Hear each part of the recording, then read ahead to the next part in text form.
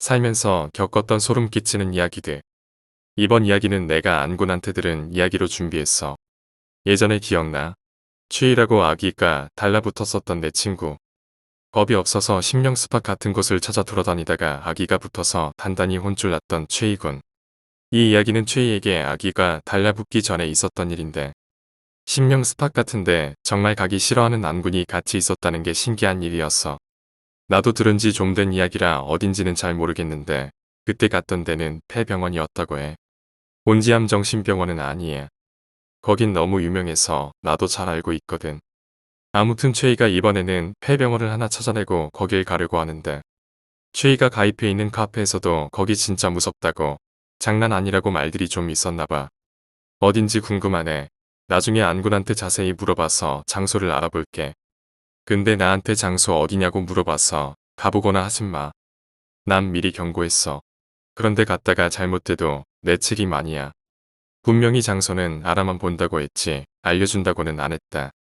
아무튼 그렇게 폐병원을 찾았는데 진짜 겁이 없던 최희도 이 병원만큼은 혼자 가기 싫었나 봐. 그래서 우리들의 카리스마, 능력자 안군에게 같이 가달라고 연락을 했대. 그런데 안군은 심령 스팟 같은데 가는 걸 정말 싫어해. 영가들도 자신들만의 안식처에서 편안하게 쉬어야 되는데 산 사람이 그곳을 찾아가면 영가들이 제대로 쉬지를 못한다고. 그래서 그런지 안구는 심령 스팟, 그 중에서도 폐가 폐교, 폐병원 이런 건물형 심령 스팟에 찾아가는 걸 굉장히 싫어하거든. 그래서 안구는 처음에 엄청 거절했다나 봐. 한참을 그렇게 실랑이를 벌이다가 출근이 그럼 나 혼자 갈게. 그리고 만일 내 몸에 무슨 일 생기면 디지를 부탁해. 라고 말도 안 되는 협박 아닌 협박을 하는 바람에 마지못해 안군이 같이 동행을 하게 됐다는 거야. 그렇게 두 사람은 날짜와 시간을 잡고 만나기로 했대. 그것도 밤에. 미친놈들. 낮에 가도 무서운 곳을 밤에 갔다 왔다니. 그렇게 약속한 날에 안군과 최희는 만나서 최희가 찾은 병원으로 출발을 했어. 약간의 산자락에 위치해 있던 병원이었는데 사람의 발길이 끊긴 지 오래된 것처럼 불들이 무성하게 자라있고 길도 없었다고 해. 그렇게 두 사람은 랜턴 2개와 혹시 모를 일에 대비해서 소금과 팥을 가지고 병원 안으로 발을 들여놓았대. 그리고 병원에 들어가기 전부터 안군이 자꾸 최희한테 여긴 그냥 모른 척 넘어가는 게 좋겠다고 들어가면 안 된다고 말을 했는데 이미 안군이 동행한 이상 그런 경고는 귓등으로 흘려버리는 최희는 자신을 뜯어말리는 안군의 말에 괜찮아. 너가 정말 위험하다고 하는 데는 안 가면 되잖아. 라고 말하면서 안군의 경고를 무시하고 병원 안으로 들어갔던 거야. 물론 안군 역시 그런 최희의 뒤를 한숨을 쉬면서 따라 들어갔고 입구에 들어가자마자 안군은 숨이 턱 막히더래. 그때 안군의 말을 기억나는 그대로 옮겨보자면 진짜 그때 나도 뒤지는 줄 알았다. 엔간에서는 저런 말 절대 안 하는 안군이 저런 말을 할 줄은 꿈에도 몰랐어. 그만큼 위험했었나 봐. 아무튼 그렇게 두 사람이 입구부터 해서 천천히 돌아보는데 안군이 저쪽만은 랜턴 비추지 마라. 라고 생각하는 곳은 어김없이 최희가 랜턴을 비추더라는 거야. 다시 안군이 했던 말을 기억나는 그대로 옮겨줄게. 그때 진짜 최희 그 새끼 확 배 죽여버리고 싶더라. 안 그래도 오기 싫은 거 억지로 따라와서 미치겠는데 최희는 자꾸 자기 생각과는 반대로 움직이려고 하지. 그냥 최희가 죽거나 말거나 두고 오고 싶을 정도였대. 그래서 결국 참다 안군이 최희에게 제발 부탁이니까 그렇게 막 여기저기 랜턴 불빛을 뿌리지 말고 내가 비추라는 데만 비추려고 했대. 최희는 그럼 무슨 재미가 있냐면서 오히려 큰 소리로 따지고 들었대. 오기 싫은 거 그래도 친구라고 억지로 따라와줬더니 이런 반응을 보이는 최희가 너무 재수가 없던 안구는 그냥 혼자서 돌아오려다가 그래도 진짜 잘못되기라도 하면 따라간 자기가 죄책감을 못 견딜 것 같아서 그냥 같이 계속하기로 했대. 안군이 해주는 얘기를 들어보자면 그 병원이 무슨 병원이었는지는 모르겠는데 제대로 된 영가가 한 명도 없었다고 해. 다들 정신을 못 차리고 회개한 짓만 반복하고 모습 자체도 정상인 영가가 없었다고 하니까 그렇게 계속해서 병원 곳곳을 둘러보던 최희와 안구는 마지막으로 병실 하나만 더 둘러보고 밖으로 나가기로 했대. 안 그래도 낮에 와도 완전 무서운 곳을 야밤에 그것도 단 2명이서 돌아다녔으니 미친놈들. 그래도 안군이 최희에게 계속해서 경고와 주의를 주고 해서 최희에게 별다른 이상은 없었다는 거야. 다행이지. 그런데 이제 마지막으로 병실 하나만 남겨놨을 때 안구는 정말 완전 기겁을 해서 최희에게 저 병실 문만은 열지 말라고 그냥 나가자고 계속 얘기를 했었대. 안군의 말에 최희는 더욱 호기심이 생겼는지 안군의 말에 기식 웃으면서 병실의 문 손잡이를 잡고 열려고 하더래. 안군은 완전 놀라서 안 된다고. 진짜 내가 친구로서 경고하는데 저 문만은 절대 열지 말라고. 그러다가 진짜 까딱하면 너 진짜 큰일 난다고 경고하면서 최희를 뜯어 말렸어. 하지만 최희 그런 안구를 뿌리치고 문을 열고 안을 확인하는데 그 병실 안은 지금까지 돌아다닌 병실과는 별반 차이가 없었대. 이미 다 깨져서 틀만 남아있는 창문, 그리고 다 박살이 난 병원 침대, 그리고 여기저기 굴러다니는 쓰레기들과 병원에서 쓰이는 도구들. 최희는 지금까지 돌아다닌 병실과 별 차이가 없는 모습에 모여 똑같잖아. 왜 이렇게 호들갑을 떨어? 하면서 시선을 안군에게 돌렸는데 안군이 완전 즐겁을 해서는 갑자기 최희의 팔을 낚아채고 무조건 병원 밖을 향해서 달려갔대. 갑작스럽게 팔을 잡힌 채로 끌려가는 최희는 영문을 몰랐지만 지금까지 보였던 안군의 모습과는 너무나 다르게 진짜 즐겁을 해서 병원 밖으로 달리는 모습에 아무 말도 못하고 그저 안군이 잡아 끄는 대로 병원 밖으로 도망쳤다는 거야. 그렇게 병원을 빠져나와서 한참을 더 달려서 병원과 어느 정도 거리가 생기자 그제서야 안군은 달리던 걸음을 멈추고 숨을 몰아쉬며 그 자리에 털썩 주저앉더래. 그래서 갑자기 최희가 왜 그러냐고 어차피 거기만 들었으면 나갈 생각이었는데 갑자기 왜 그러냐고 막 따지더래. 그리고 안군이 숨을 몰아쉬면서 한 말에 최희는 그 자리에서 얼어붙어서 꼼짝을 못하더라는 거야. 그때 안군이 했던 말은 미친 새끼야 내가 열지 말랬지. 그 안에 뭐가 있었는지 알아? 자기 팔을 잡아 뜯어서 그 팔을 뜯어먹고 있는 여자가 있었어. 그리고 네가 문을 열자마자 널 쳐다보는데 널 보면서 혓바닥으로 입맛을 다시더라. 눈 마주쳤으면 넌 큰일 났어 이 새끼야. 이번 이야기는 내 고등학교 동창이었던 조양의 이야기야. 이제 설명 안 해줘도 알지? 성이 조시라는 거. 그리고 하나 더 덧붙이자면 이번 이야기는 귀신 이야기가 아니야. 나도 평범한 사람이고 안군처럼 귀신을 보는 게 일상화되어 있는 사람도 아닌데 지금까지 겪은 귀신들의 수가 오히려 이상할 정도로 많았다는 것 뿐이야. 뭐 안군이 나한테 했던 말을 하자면 넌 귀신이 딱 좋아하는 체질이야. 라고는 했지만 별로 믿고 싶지는 않거든. 현재는 오히려 귀신 따위는 전혀 보이지도 겪지도 않는 그저 일반인일 뿐이니까. 일단 이야기가 딴 데로 새버렸네.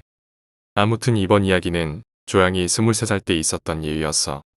이런 내용이 나오면 좋아하려나 모르겠네. 조양, 졸라 이뻐. 뭐, 나랑 내 친구들만 그렇게 느끼는 건지 모르겠는데 정말 이뻐. 흔히들 이런 표현들 쓰지. 여신. 조양이 23살에 혼자서 자취할 때 있었던 일이야. 조양은 전문대를 졸업했어. 그리고 바로 취업을 했지. 무슨 회사인지는 잘 모르겠는데 아무튼 회사 사무직으로 일을 했었다고 하더라고. 회사에서도 인기가 하늘을 찔렀지. 예쁜 데다가 성격도 좋아서 금세 회사 사람들에게 인기 만점의 사원이 됐었다고 해. 뭐 사실이라고 생각되긴 해. 아무튼 그렇게 혼자서 서울로 일을 다니다 보니까 어느 순간부터 출퇴근하기가 너무 힘들어졌다는 거야. 그래서 결국 조양은 큰 맘을 먹고 자취를 하기로 했다고 하더라고. 자취를 하는 것까진 좋았대.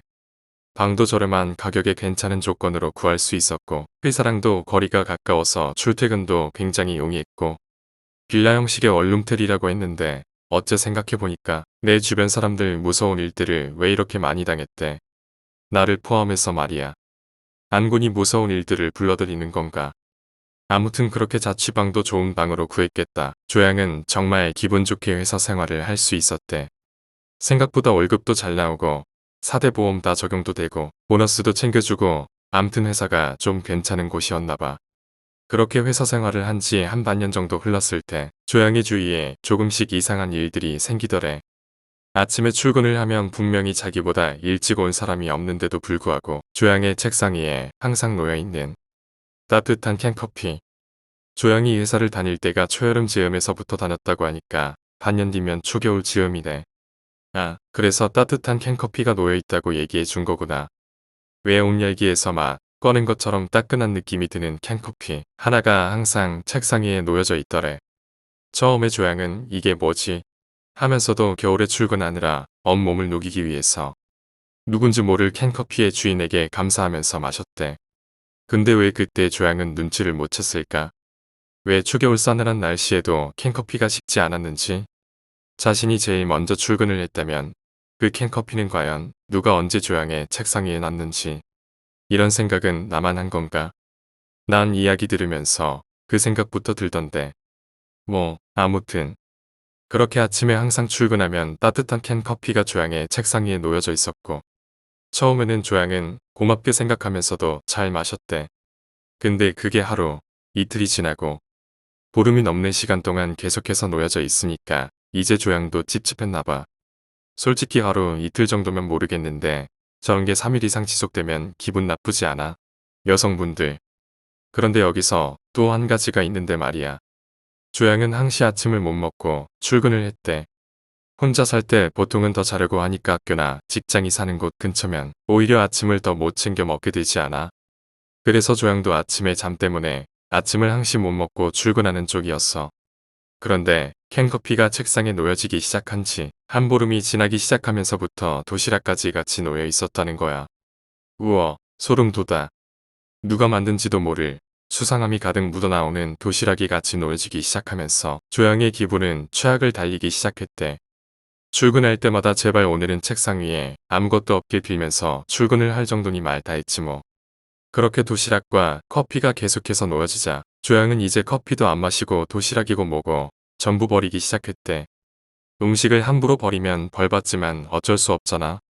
그리고 나중에는 퇴근하기 전에 A4 용지에 메모를 남겨서 자신의 책상 위에 올려놓고 퇴근을 했대. 내용은 누구신지는 모르겠지만 이런 건 부담스럽고 부담스럽다 못해서 무섭습니다. 그러니까 이제 그만둬 주세요. 라고 말이야. 그렇게 메모까지 남기고 퇴근을 했으니 이제 누군지 모를 사람도 자기가 어떤 기분을 느끼고 있는 건지 알고 그만두겠지? 라고 생각하며 다음날 다시 출근을 했대. 그리고 회사에 들어와서 자신의 자리를 쳐다본 순간 또 놓여있더라는 거야. 도시락이랑 캔커피가. 다만 지금까지와 다른 것이 있었다면 도시락 위에 A4 용지로 된 메모가 있었다는 거지. 그리고 그 메모의 내용은 조양이 자리에 도착도 하기 전에 조양의 시선을 가득 채웠대. A4 용지를 가로로 두고서 쓰여진 문구는 싫어왔어. 죄송하다고 앞으로 그만두겠다는 사과문이라고 생각했던 조양은 단 두 글자만 박혀있는 메모의 내용에 비명을 지르면서 그 자리에서 충격으로 실신했었다고 해. 조양이 정신을 차린 건 병원이었대. 조양의 회사 부장, 과장 다 모여서 지금까지 조양에게 있었던 일은 쉬쉬하면서 넘어갈 문제가 아니라고, 경찰에 신고해야 된다고 막 난리를 피웠대. 물론 조양도 경찰에 신고할 생각까지 다 했다고 하고 말이야. 그리고 부장이 조양에게 일주일에 특별 유급 휴가를 줬다고 하더라고. 안정을 취하고 다시 출근을 하면서 이 일로 직장을 그만둘까 생각했던 조양은 부장이 특별 유급 휴가까지 챙겨주자 조금이라도 더 다녀야겠다고 생각하고 부장의 제안을 받아들였어. 그렇게 병원에서 퇴원하고 집에 도착한 조양은 현관문에서부터 뭔가 이상한 분위기를 느꼈다고 해. 그래서 그때 당시에 조양의 친구 2명을 불러서 같이 들어갔대. 그리고 들어간 집안은 말끔한 상태였대. 기우였던 게지. 아무튼 그렇게 친구들에게 좀 놀다 가라고 얘기하고 조양은 잠이 들었어. 그렇게 하루, 이틀, 아무 일도 없이 하루하루가 지나가자 조양은 안정을 조금씩 되찾아가고 있었어. 다만 밤만 되면 어디선가 시선이 느껴지곤 했지만 방 안에는 숨어 있을 곳도 없고 창문은 항시 커튼이 쳐져 있으니까 기분 탓이라 생각하면서 넘기곤 했대. 그렇게 일주일에 유급 휴가가 끝나고 출근 다시 시작한 조양. 이제는 책상 위에 아무것도 놓이지 않아서 이제 끝났구나 생각하면서 다시 회사 생활에 집중을 할 수가 있었대. 하지만 조양은 얼마 지나지 않아서 그 회사를 그만두게 되었어. 그리고 그 회사를 그만두게 된 결정적인 사건이 터지게 되지. 그 사건이 터진 날은 조양이 야근을 하고 돌아온 날이었어. 시간도 얘기해주는데 대충 새벽 2시쯤 됐었을 거라고 하더라. 야근을 끝내고 집에 와서 따뜻한 물에 샤워를 싹 하고 나와서 전신 거울 앞에 서서 상의 속옷, 흔히 말하는 브래지어를 채우고 있었대. 그런데 어디선가 시선이 느껴지는 게 이상하다 싶어서 주위를 둘러봤는데 당연히 아무것도 없지.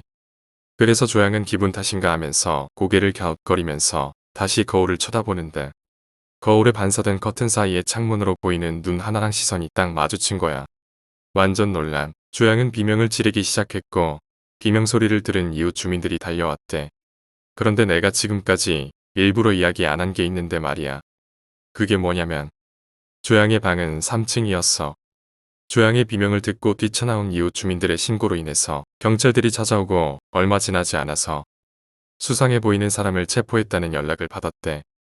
바로 조양의 회사의 남자 선배였어. 자, 이제 이 이야기의 핵심이 뭔지 보이지? 바로 스호야. 조양이 입사하고 조양에게 첫눈에 반한 그 선배는 워낙에 말수도 없고 성격도 내성적인 성격이라 쉽게 조양에게 말 한마디 제대로 건네지도 못하고 혼자서 끙끙대다가 이와 같은 일을 벌였다고 해. 참 무섭지? 아, 그런데 그 남자 선배는 대체 어떻게 3층에 있는 조양의 방 창문으로 조양을 훔쳐봤냐고. 이 이야기를 듣고 나도 진짜 그 남자놈도 대단하다고 생각했었어. 무서울 정도로. 다들 도시가스 배관 알지? 건물 바깥쪽에 설치되잖아.